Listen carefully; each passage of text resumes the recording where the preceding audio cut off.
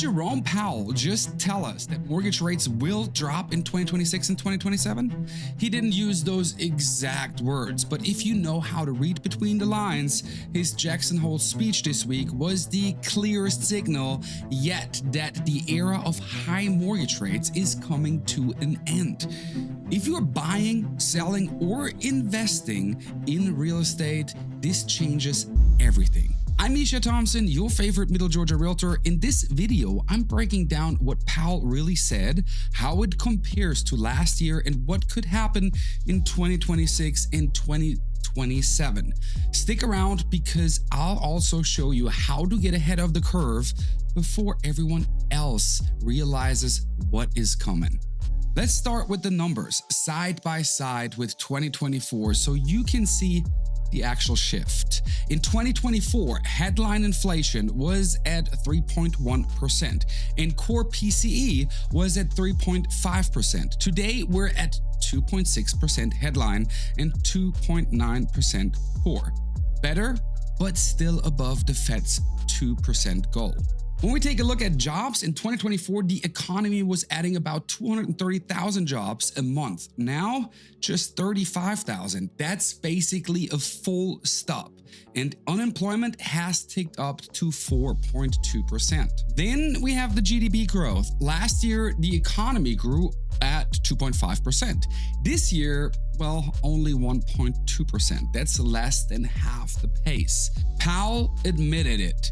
We're not in a recession, but things are cooling off fast. And here's the first clue.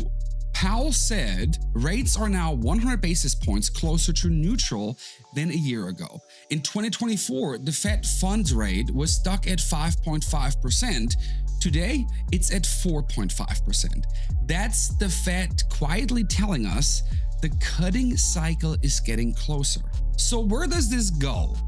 Best case scenario, rates keep easing in late 2025 and mortgage rates slide into the mid 5% range by 2026. To put that in perspective, in 2024, we were stuck at around 7.2% on a 30-year fixed mortgage. Today, we're at 6.5%. That's already hundreds of dollars a year in savings for average homeowners. But let's clear up one myth right now. The Fed doesn't actually set the mortgage rates. What they control is the short-term federal funds rate.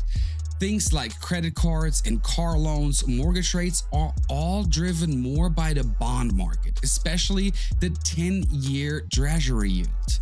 With that being said, when the Fed signals cuts, Wall Street reacts, bond yields move, and mortgage rates usually follow. Not always one-to-one, but the direction tends to line up. So Powell's speech doesn't guarantee lower mortgage rates, but it does make them more likely. But here's the question everyone is asking. If rates drop in 2026 and 2027, should you wait to buy? Here's the danger. When rates fall, competition explodes. Remember the 2021 bidding wars? That was at 3% rates. Now imagine every buyer who's been waiting on the sidelines suddenly jumping back in at 5%.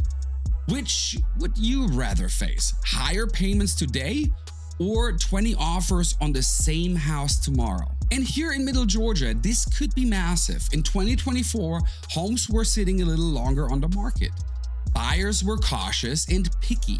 Fast forward to 2025, and homes under $300,000 in Warner Robins and the surrounding area were selling a little bit faster because of the dip to 6.5%. If we hit the fives in 2026, watch out.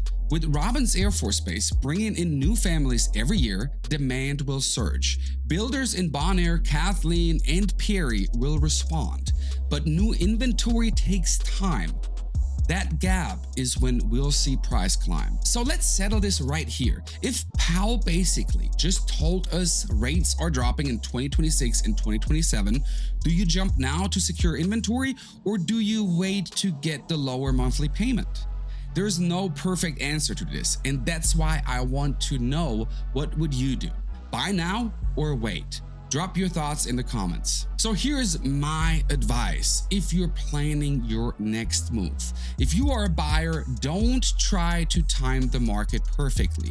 If a home fits your budget today and makes sense for your family, that's what matters most. Nobody, not me, not the Fed, not Jerome Powell himself, can guarantee where rates will be next year. So focus on affordability and stability right now. If you are a seller, price smart. Lower rates will bring more buyers, but only if your listing looks competitive.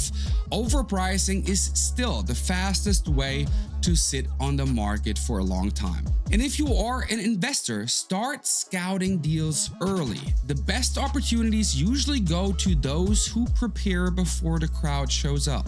So what Powell really told us is this: the countdown to lower rates has already started. Maybe slower, maybe faster, but the Fed just admitted higher for longer won't last forever. Now, I want to hear from you. Would a 5.5% mortgage in 2026 push you to finally buy? Or are you still waiting for the 4s?